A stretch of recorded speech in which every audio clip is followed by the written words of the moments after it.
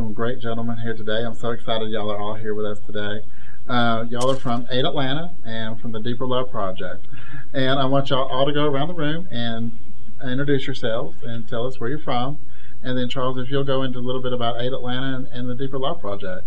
So Charles, take it away. Yes, I'm Charles Stevens, and I'm the program coordinator for Deeper Love. Deeper Love is a program that's committed to educating and creating awareness among Black gay men around sexual health issues, particularly as it relates to HIV prevention. We believe that through cultural empowerment, political awareness, and sexual health education, we can address HIV and sexual health issues in our communities.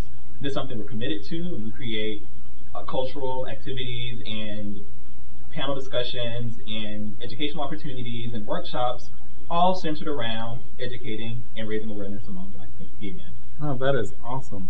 And who is to your left? To my left, I have Michael Brewer. Okay, Michael. Welcome aboard, Michael. Tell us a little bit about yourself. My name is Michael Brewer. I'm originally of Oklahoma City, Oklahoma, but currently I'm a graduating senior at Morehouse College. Congratulations. That's wonderful. Majoring in? Political science. Awesome. Congratulations. And to your left? I'm Kevin Hatcher. I actually work at Aid Atlanta. I'm the community building specialist for the Deeper Love program, originally from Detroit, Michigan. All right, Detroit. We have someone in the house who's from Detroit. All right. Hi, I'm Corky Henderson. I actually am a member of the Deeper Love Project, and I also do some contracting for CDC. Awesome. Dexter Wood, or Sleepy as they call me. Okay. I am a community advocate and activist, and I currently work for a project with Morehouse School of Medicine and the Center for Working Families, where we disseminate health information as it ties into job readiness programs. I'm Anye Elite. I am a singer-songwriter, and that's my activism. Oh, awesome. That's wonderful. And last but not least. My name is Joel Jenkins. I'm a member of the Deeper Love Project, and I also work with the Atlanta Queer Arts community. Sleepy, I'm going to throw this first question to you because we were discussing before the show aired. Tell me why HIV and is specifically important in the gay Black man population. Well, because of the stigma attached to HIV, period, and when we started to deal with it in our communities, we tried to really detach ourselves from the stigma of what gay was being defined at the time. It was predominantly white, it was predominantly flamboyant, out there in your face.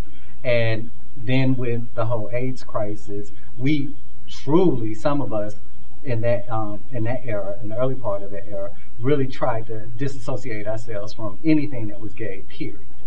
And so, because of that, there became a trickle-down effect. I've always tell people it's intergenerational messages, whether it's, growing up in certain neighborhoods, and even though your parents might have a different outlook, there was still a message that was passed down to them from their parents. So, i.e., when you have gay men that try to disassociate themselves from a stigma, then they'll create an environment or foster a certain kind of idea, and it only takes a few people to pick up on that idea, and it becomes a trend, i.e., what went from a slang for men to engage in sex with men on the low now has become an identity, DL. Because, we only made that synonymous with language. It's like, we're going to keep it on the DL, and now it's, an identity of itself.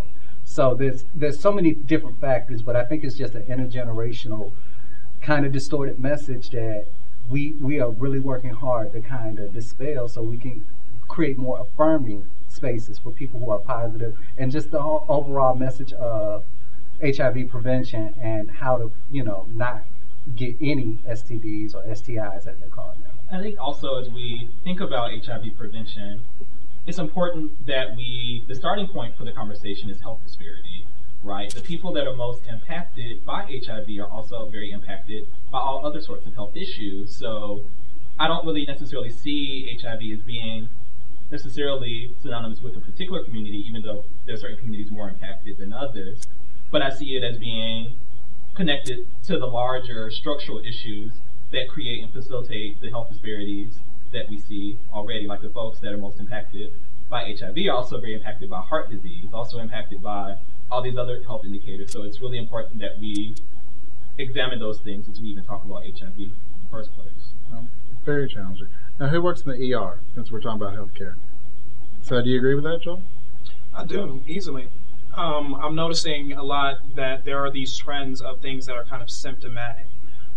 So the fact that a lot of people will show up at the ER instead of going to a primary physician is normally something that's symptomatic of not having a primary physician because they can't afford health insurance, because they come from a socioeconomic background where they're not taught that if your child has a fever, it's okay not to bring him in because that means his body is actually fighting something off and fending something off. These all go hand in hand, honestly, and so it is just that much more, I think, expanded and magnified when we talk about something like HIV and AIDS, because the stigma and the silence that goes along with that is mixed with the misinformation or just the non-information, and then people die in silence, and we wonder why. Who wants to follow up on that? I'm gonna say this. Ironically, I've noticed that it's not that young gay black men don't get tested. I think what they do with their status after they get tested is where we need to really spend most of our work, because if I test negative, that doesn't give me the license to say, oh, well, I can have protected sex with certain individuals, but it's okay for me to have unprotected sex with other individuals. And the risk factor could be, I mean, it's not even no could, it's just the risk factors are still there.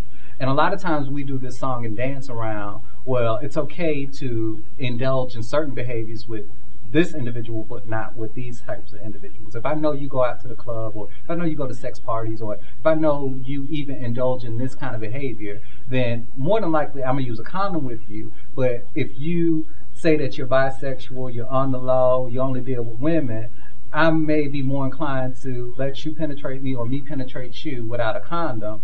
But you're not keeping in consideration that there are a lot of straight women and straight men who contract STIs like it's no tomorrow, like gonorrhea, syphilis, and whatnot, and may have a chronic history of that, and we think it's okay because of the fact that, well, they haven't slept with many men, but they slept with plenty of women. So and I'm just using that as an example. So I'll say that there are more young gay black men, in my opinion, that are getting tested. It's what's happening once they get that diagnosis and the decisions that they're making behind the partners that they choose to have unprotected sex with that I see as an issue.